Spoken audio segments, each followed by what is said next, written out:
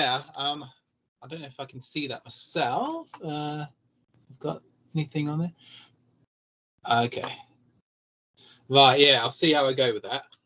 Definitely. Okay, so yeah, just start when you're ready. No worries.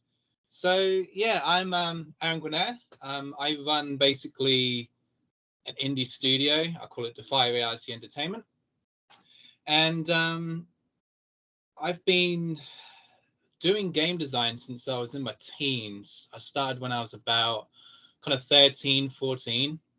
And it was basically, it was kind of like something different from what I was doing before. So I've always been into story writing, writing stories, various types of art, painting, drawing. And I thought 3D would be a really cool thing to get into. And I started with a program called Animator, which is still available. You can still download it. It's like a free software. And it was a nice sort of stepping stone into the world of 3D. And one of the reasons I wanted to get into 3D is because I was playing a game called Myst. Myst and Riven. Riven is the sequel to Myst. They came out in the 90s. They were really big games. I think Myst was like the best-selling game until The Sims took it over in 2001. But yeah, I got back into those games in my teens. And I thought I'll complete them, and it kind of inspired me to get into game design, because it encompassed music, storytelling, artwork, all sorts of different things.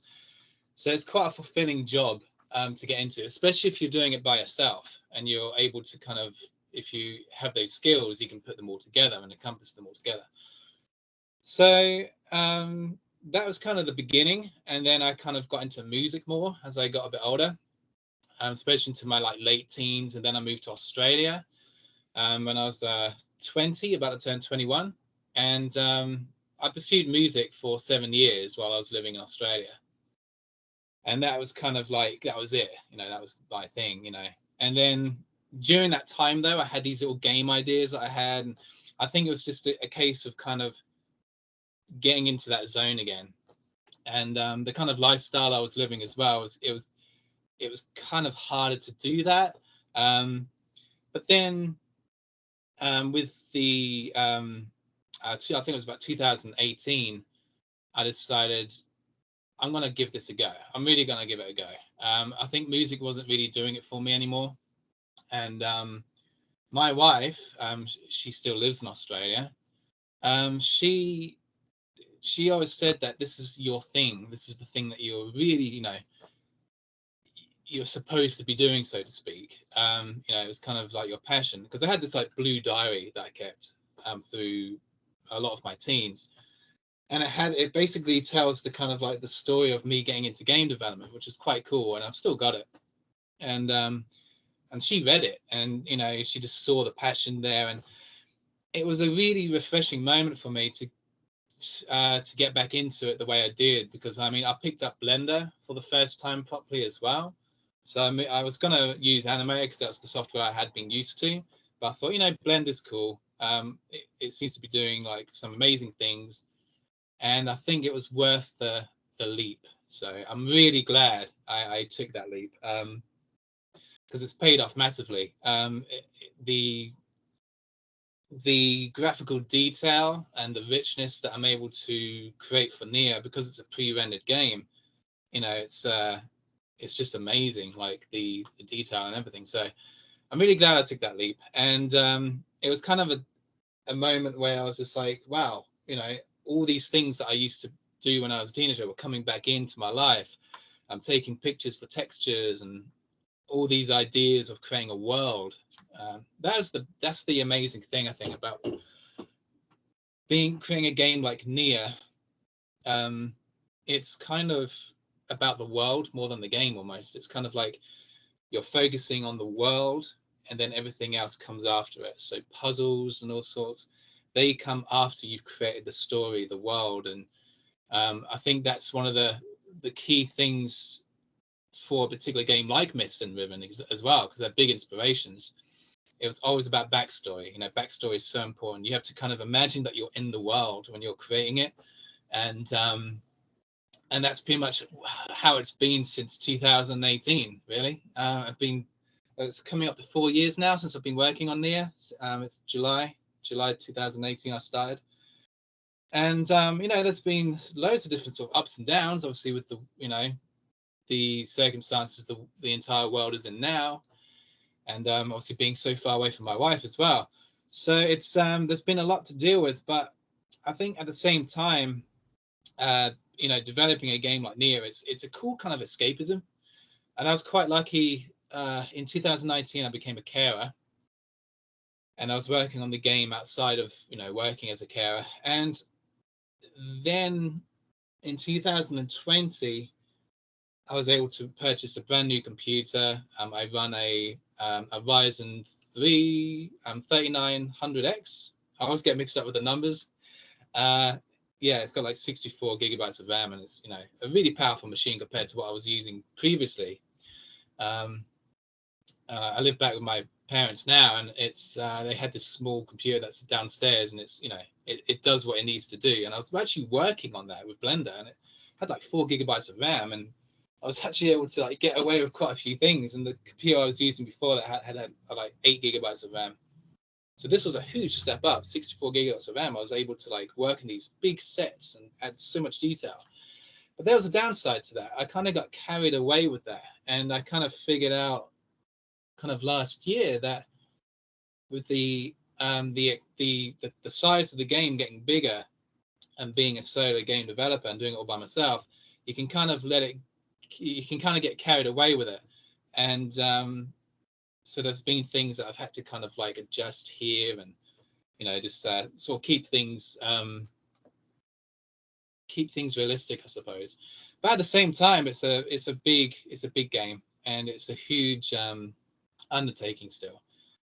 But I think what I'd love to sort of touch upon are the things that can kind of help a solo game developer kind of take on those things. I mean, the key, one of the bits of advice that a lot of sort of game developers give other game developers, if you look up Thomas Brush, Game Dev Unlocked, they're great channels on YouTube, and these guys are full-time game developers like myself, and they and they've got a portfolio behind them as well. So the advice they give is really cool.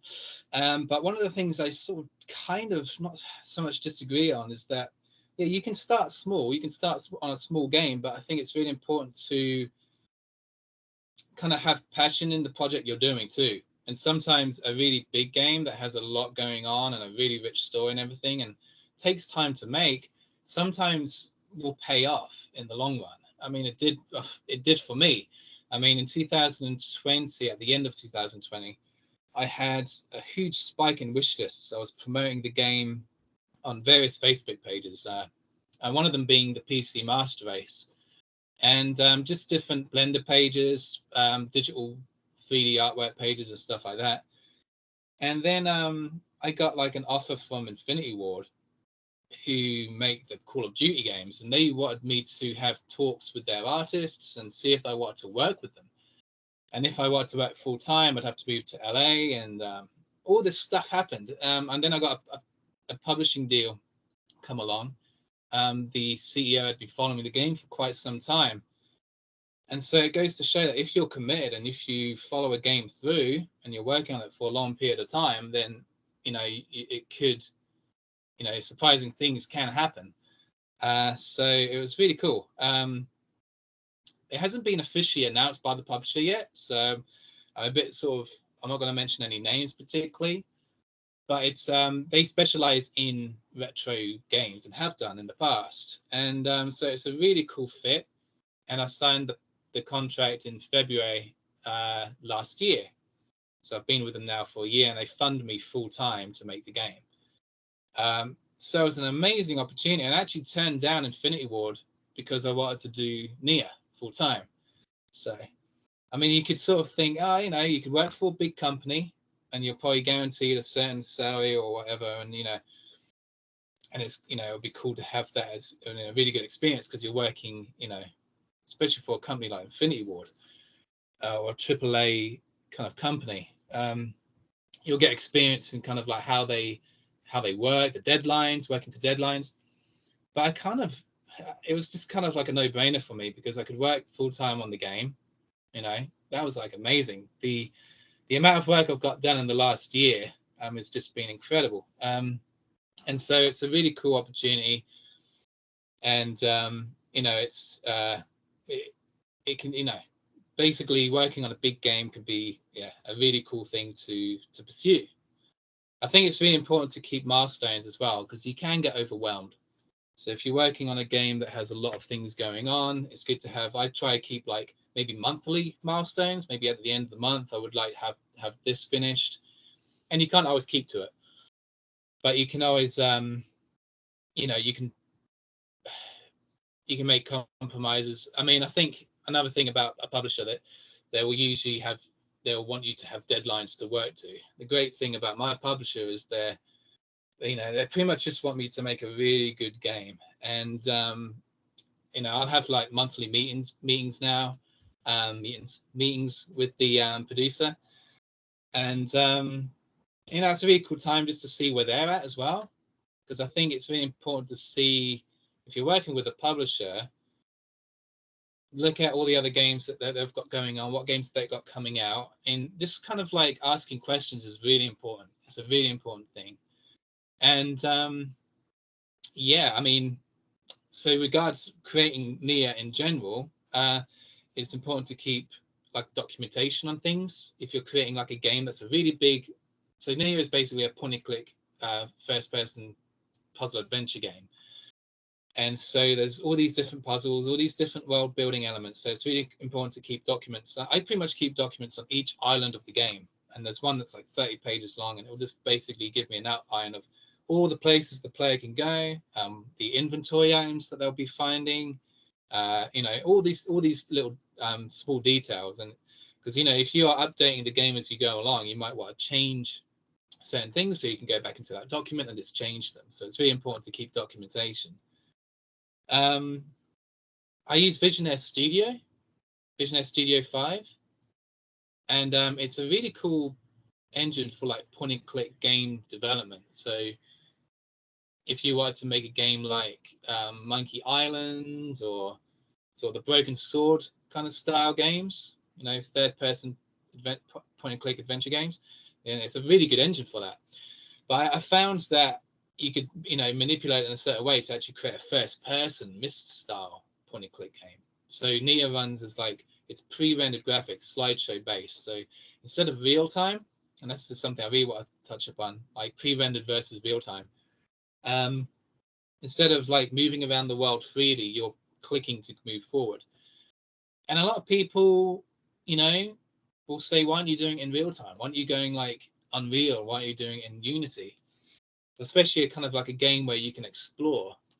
But the cool thing about Neyyah, and this is something that appealed to my publisher, is that not many games are doing something like what Neyyah is doing now. So you'll have the point and click kind of style game that's third person, but barely, I'm sure there are people doing it, but they're, that kind of first person style of being able to move slide to slide is first of all, it's very time consuming to create.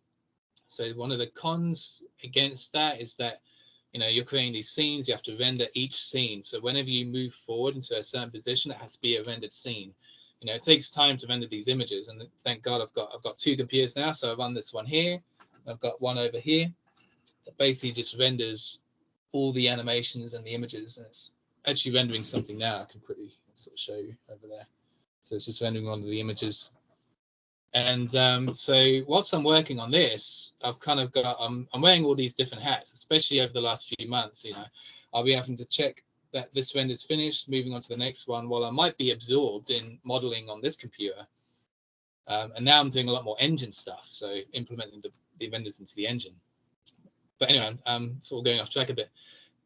So going back to like real time versus pre-rendered versus real time, I think what's really cool about a Myst style, Riven style game is that you can, as from an artist perspective, and foremost I'm an artist rather than, I'd say, like a programmer. Like I'll touch upon that in a minute as well. You can actually position the cameras and the renders to be quite cinematic. I love the composition involved. So when you move forward, you can have a really nice composed shot of walking down the stairs or climbing up a ladder. Something that's in the shot that needs to shine a bit more, you can, center that. And it's a really fun experience for me. And I think in real time, you can't really get that. I actually spoke to one of the original creators of Myst, Robin Miller, just before Christmas. And I spoke to him about Neyyah, and, we're sharing all these different things. And he was sharing stories about making Myst and Riven and all this kind of stuff. And it was fantastic. It was a really cool experience and a really cool opportunity to ask him loads of questions. And one of the things he actually picked up on was that with point-and-click games, especially like Myst and Riven, the interface is very invisible. It doesn't take too much to be able to click around. A non-gamer could pick up the game and pretty much be able to explore the environment. So that's kind of one of the upsides. It's very, transferable as well to porting to, Neyyah will be ported to various consoles, including on Switch, and we're looking at, I think, PlayStation, Xbox, and we'll be looking at, like iPad, iOS and Android. They're just very, being able to click around. I mean, you can get Riven on the iPad now, and it's just so cool because you don't have the cursor as well. You just see the screen, so you can it's kind of even more invisible. But yeah, I mean, one of the downsides is that with real time and Unity and Unreal, you can transpose over to VR a lot easier. And a lot of people want VR experiences these days. So you've got, a game like Neyyah. A lot of people say this will be great in VR, but the game is pre-rendered. So it'd probably mean that, maybe eventually down the line, there could be like a real-time version of Neyyah. It would take a lot of work to bring everything over to a real-time engine. But it could be cool. It could be a cool experience. And I think maybe even like bringing it over in pre-rendered state. I mean, there was someone I was talking to on one of the Facebook groups. He said there's a way of maybe bringing it over as a 360 panoramic views of your renders. So you're like sort of fishbowl kind of style. There were like Myst 3, Myst 4. There's a few other point-and-click games that came out that were in that style. And it was kind of like an upgrade from the 2D slideshow base sort of movement. But yeah, there could be a way of doing it like that in VR. But this is stuff that I haven't really spoken to with my publisher at all, and it's something that I'm not even really thinking about moving into at the moment at all. Because I've got like a sequel for the game as well. So that's funny enough, I actually came up with the sequel before I started Neyyah. I started the design of the sequel, I think in June of 2018. Started learning Blender in July, and I wanted to create like a little test demo thing, kind of like a little kind of intro level to the bigger game that I had, which is now Neyyah, because I've used that story. It's a long story. But yeah, so it was kind of like Neyyah became bigger. It started off as a small little project and just grew and grew and grew, and it became its own game. But yeah, so I guess working with pre-rendered game graphics, it takes a lot longer, especially if you're working by yourself. You don't have a whole team of people being able to like render things at different times and modeling. I'm doing everything by myself. But I think it's really important to remember it's not about the outcome, it's about the process. So basically, I learned this through music. You can focus on, Wembley Stadium. You can focus on these really big things. But it's really cool because I like having ambition, and I'm quite ambitious in a lot of different ways, and I have a lot of visions and everything like that of where I want to go and what I want to create. But it's good to sort of be grounded as well. And I think if someone offered you like a brick, I might be quoting Thomas Brush in this one, but it's a really cool example. If someone offered you a brick after you created your game and you spent like years and years and years developing it, like, would you be satisfied? And if it's like, if you're not going to be satisfied, then you're probably doing the wrong thing, or you're pursuing something that isn't the game. You might be pursuing like fame or money or things like that. I've actually got loads of quotes here of like different James Cameron. I love James Cameron's stuff. Steven Spielberg, George Lucas. All these different points they make of like, one of the points is I'll find it at the moment, not pursuing money. So one of the things is, don't pursue money. One of, the main thing is to pursue the passion and the love of what you're doing. And things can happen along the way. I think usually, with passion, if you have passion for something, it will speak, louder than words. I think that's what's happened with Neyyah. It's kind of, it's been great being able to promote the game and get feedback and all these really cool responses, but I think you've got to be careful not to get too absorbed in that. You can get addicted to kind of like, all the kind of the praise and all the cool stuff, and you just got to kind of think, okay, well, because you're going to have some bad stuff come along. Well, not so bad, but just like criticism, things that you wouldn't pick up on. There's a few things that have come up recently, and if you're not prepared for that kind of thing, like proper feedback, then it can hit you. So you've got to build a bit of a hard skin to it. So I just want to quickly touch upon feedback as well. When you're getting feedback for games, it's really good to be careful what kind of feedback you take on. And it can be from, my publisher will maybe suggest certain things, and being, in the profession that they are, say you get like feedback from a professional artist, then it could be taken differently from someone you don't know. Someone you maybe doesn't even have anything to do with 3D or art at all. They could just be, you get people that kind of just want to dig at your work. You'll kind of get that. I don't get it so much as other people. It seems that I've got some people out there that I've watched devlogs on, and it's incredible, like how much people troll people's work. And I think sometimes I just kind of like look on their profile and see like, what have they got anything that kind of speaks to what they're actually saying, like. And if they don't, then I'll kind of ignore it. But I think one of the key things in feedback is if it's a reoccurring thing, then it's really good to maybe consider taking that or experimenting with that. So 2 examples is my menu. I had these little animations that opened up. You had the options. You had the new game, the options, load save and everything. And you had these little animations of the kind of little orbs opening up. And they seemed to work fine for me. They were quite quick. Other people who tested the test build last year, and that's the test build I sent over as well, they kind of like opened very slowly for them, too slow for what they kind of expected.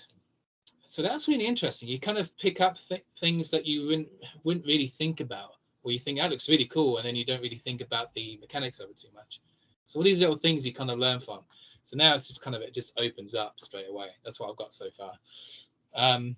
Another thing is like being able to click around the environment. Some people are saying there are too many kind of positions for that small area. And I thought, with a game like Mist and Riven, obviously you want to be able to explore the world and take your time. So with Neyyah, you take your time, you explore the world, you observe everything around you. It's one of the key things about a game like this, because the clues and the puzzles are going to be around you, and the culture that built the world and all the backstory. That's when the backstory comes into it. So I thought, it would be cool to have all these different angles of being able to look up and, like look left, and from this angle move forward, then look left. But if people are kind of annoyed by clicking around a bit too much, then it's been a reoccurring sort of thing, then it's something to consider. So it's something I've kind of implemented now into the game, and it's working out quite nicely. I mean, sometimes I'm thinking, I've got to be careful not to kind of, you don't want to make the game for other people, So, but yeah, that's worked out quite nicely. And there's, various different things that are going to come up along the way. So, but yeah, that's pretty much where I'm at. And I work full time on Neyyah, and there's a lot of different, exciting things along the way. And like I said, the game's going to be officially announced, I think, within the next sort of quarter. So that's going to be quite exciting. That's going to be on obviously the Steam page, so you can wishlist Neyyah on Steam. I have a Facebook page, Defy Reality Entertainment. I've got the Neyyah game. I'm at Twitter, and so I've got all those different branches: Twitter, Facebook. I've got Patreon as well, and that's another thing I'd like to touch upon quickly as well. So Patreon's been a really cool way of being able to, you could probably, like, if you did really well at it, you could fund yourself, or there's Kickstarter methods as well. I did a Kickstarter with my music, but I didn't put enough. It was a very weak Kickstarter. I think maybe if I did a sequel and I wasn't getting funding, then I could probably do Kickstarter. But Patreon's been really cool. I run Patreon. I've been running it since, I think, May 2019. And it's been great, sort of having people, obviously, being able to share things that is exclusive content. There's rewards for the different patrons. They've got they'll get their name on the credits of the game. I do Skype calls, audio calls if they want, signed desktop artwork. And it's really cool because it can fund your game as well. You could, it's extra income, and it's just a really cool platform to kind of get on.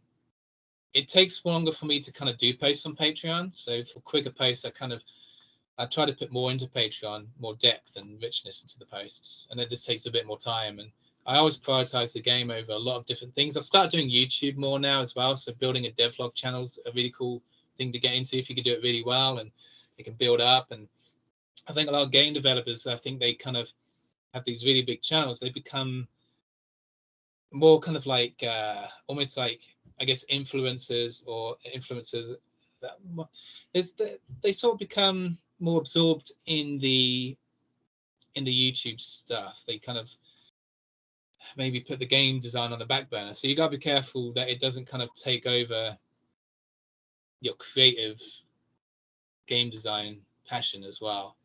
And I've got to be careful with that too. So I've started doing YouTube a bit more, but it's a time-consuming thing. And with the amount of work I've got to do every day and night, is pretty much so important. It's every bit of work every hour is a really important time for me to get things done, basically. So yeah. Thanks, Aaron. That's really interesting, all of that stuff, and I'm sure the students have taken a lot from it. I've written down a couple of questions myself. Aidan, my colleague, might have some questions as well, and then some students might as well, although they're notoriously quiet. So my first one was, obviously it's a very big workload, and you touched upon that a number of times, being independent by yourself doing it. How do you keep track of your projects, and how do you document everything? What do you use? Sure. So yeah, I use Microsoft Word. I've basically just got documentation in there that basically it will go through all sorts of it's kind of like being the player myself. So I'll actually describe it, not like a story as such, but like just kind of, oh, I'm in this area now, so what's in this area? And I'll write all the detail. I'll even bring in the sort of story elements into it, the backstory behind those places. And then like I said, there's one that's like 30 pages long, and then at the bottom I'll have like what inventory items are going to be found in that place. And then and that's the main documentation for the islands of the game, for the places. Outside of that, I'm doing things like I recently created like this mural art for the game. It's 2D hand-drawn artwork brought into Photoshop, and then I've got a YouTube video on it I uploaded recently, and how I did it, making it really weathered and old looking, and it was a really cool process. So I created a document. Tell a lie, actually I still need to create that document. I need to create that document. I need to put it into Word, so I've got something to fall back on if I want to do it again. So it's really important to, when you're creating these techniques, try and document, screenshot everything, because you want to, if you forget how to do it, you want to be able to go back on how to do it. And Visionaire, for example, there's things with the inventory. I've been working sort of alongside a guy in Germany who is amazing at what he does with Visionaire, and he's helped me a lot in the Discord community, and just sort of helping me with the inventory UI stuff. So yeah, my thing is really environment design, story, music, sound design, all the UI stuff. when it comes to programming things and making things kind of work, and it's quite a fun process if you get into the flow of it. But there's certain things I just sort of sometimes feel like I kind of leave on the back burner a bit, just because I know that, oh god, I've got to fix the inventory system. I've got there's little bugs here in the save load system I've got to fix. These things you've got to kind of do if you're doing it by yourself. But it's great. One of the things I forgot to touch upon was the tutorials.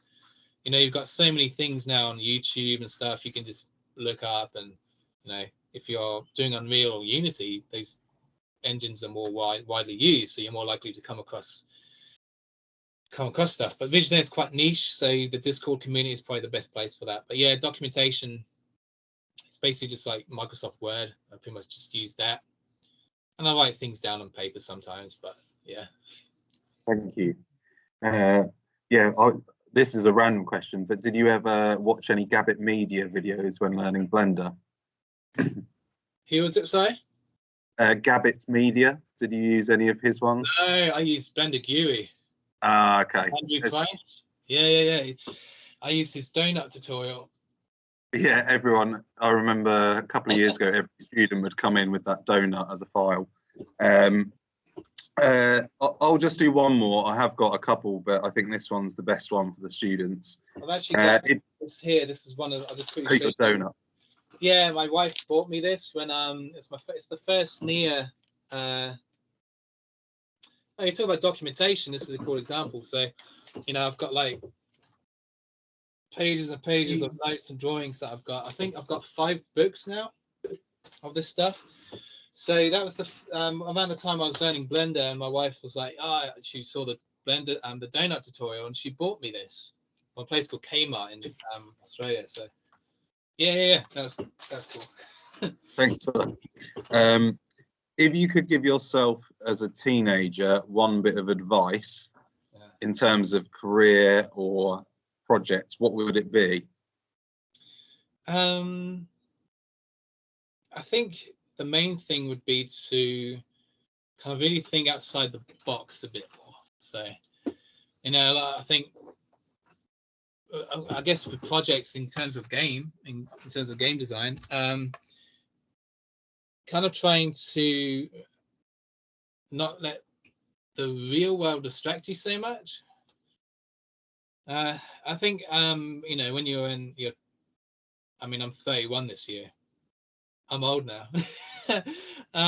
It's kind of like you kind of get distracted about all the things other people are doing, and you want to be part of all these different things, and you can get absorbed in that quite easily.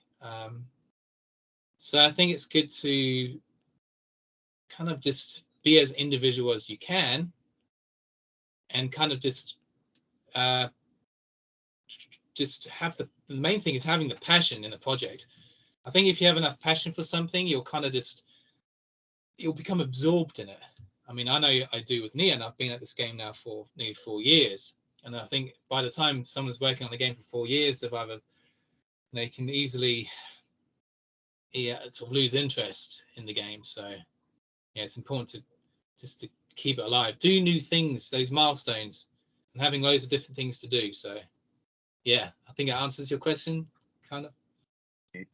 Thanks. Aidan, have you got any questions? Yeah.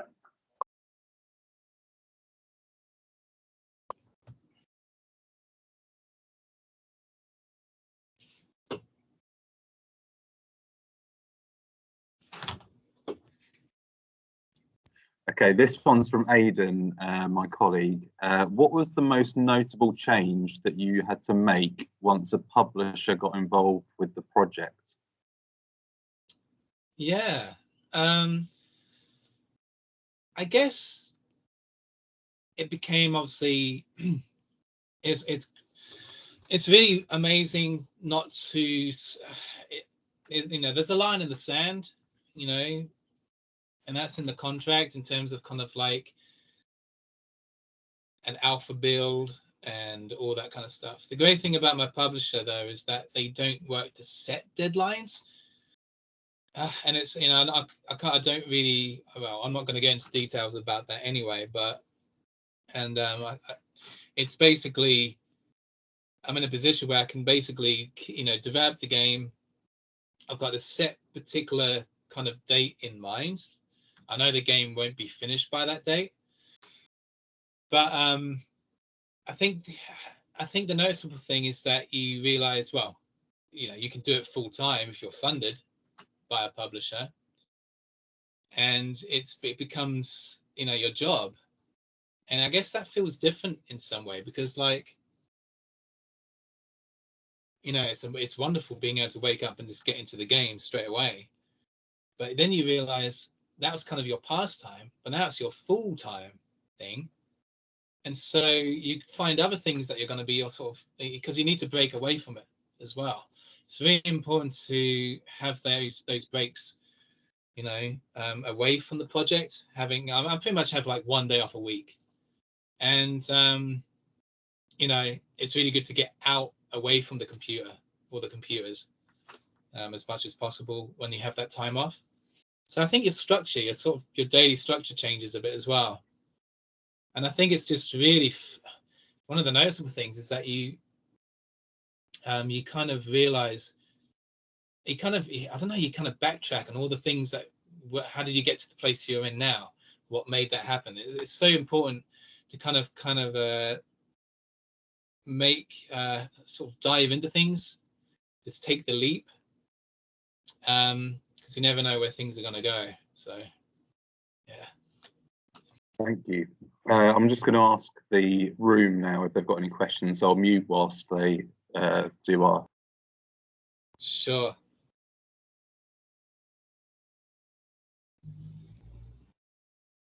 So I've got one from student Corbin. He's asked, how do you stay focused on your work? So how do you keep motivated, essentially? Lots of coffee. No, I actually drink decaf. I'm decaf now. So basically, I think the main thing is to have a to-do list. I actually wrote down, I think, an example of my to-do list here that I've got currently. I think I've got something written down. Yeah, so that that will cover like the engine stuff, the rendering. I might have images that I need to fix up, documentation I need to update, the mural artwork thing, for example. So it's kind of hard not to be focused because you've got all these different things to do. And because I've got such an active brain, it's the perfect job. I've done retail, I've done fast food, I've even done like things like pearl farming in Australia. And it's kind of like, I think I was working in BHS, British Home Stores, when it was around in Ipswich. I was about maybe 19. I got told by the supervisor that I was just so distracted. I couldn't focus on that one thing because it wasn't enough for my brain to kind of focus on that one thing. I needed more. So I think, if you're wanting to stay focused, definitely create like a nice plan, just a small to-do list plan. Don't make it too big. I have like in bold on my to-do list, I have the things I need to get done maybe today and then maybe on the weekends, and then I'll have a whole list of things that need to be done outside of that, down the track. So you could do something like that. And again, it comes, for me, creating a game like Neyyah, it's the world. It's kind of like being absorbed into the world, especially with 3D modeling. So yeah, I'm kind of just, I get absorbed in it. Yeah, absorbed in it. Thank you. I'll see if there's one more. 1 second.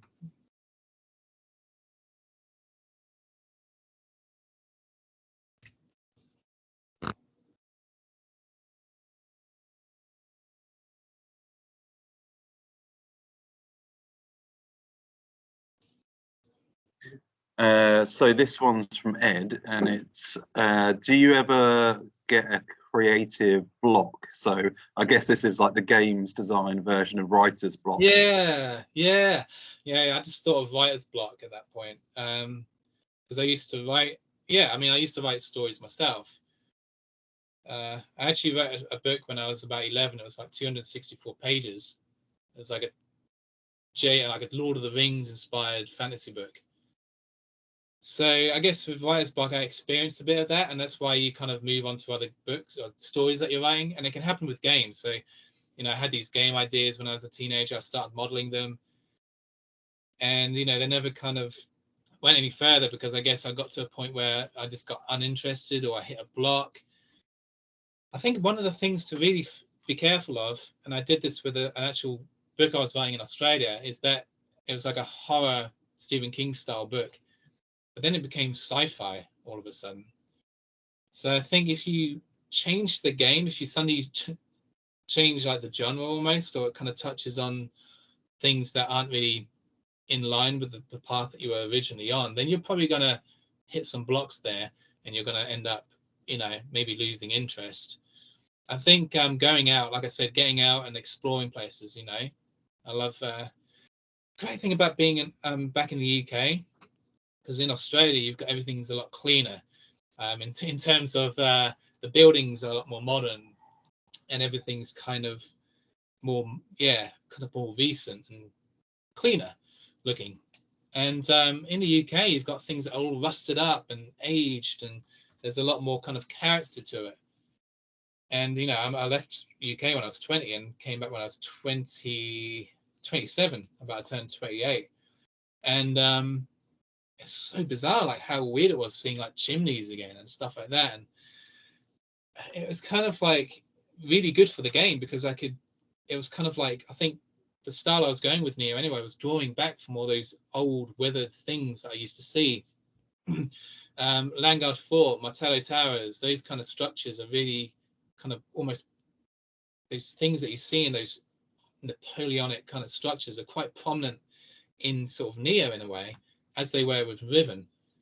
Fort Bayard, there was like a TV program that used to be shown. These like contestants would play a game. It was set in this place called Fort Bayard, and it's set in France. And that was such a cool. Anyway, I'm tangenting, but basically exploring places, seeing things that are going to inspire you, and yeah, being able to get out, and that will really help you. I think, stay away from any block. It will give you that kind of that fuel, I think. That's a great answer. Thank you very much. I've got one more, I think. So I'll just grab it from them and then repeat.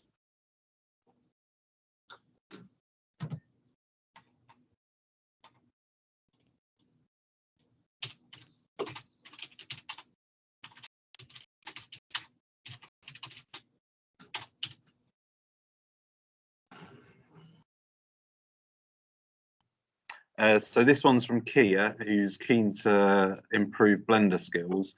Are games jams a good way to improve on your Blender skills, or is it just best to follow tutorials online?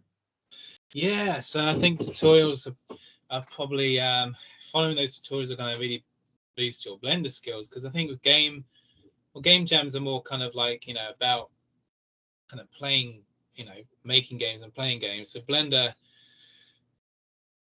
it's a tool, you know, for creating artwork, you know, for Unreal or Unity, or in my case, you know, Blender's a huge factor because, you know, I'm using Blender to render the artwork as well. And so I think tutorials are probably best. And I think another thing is posting your work.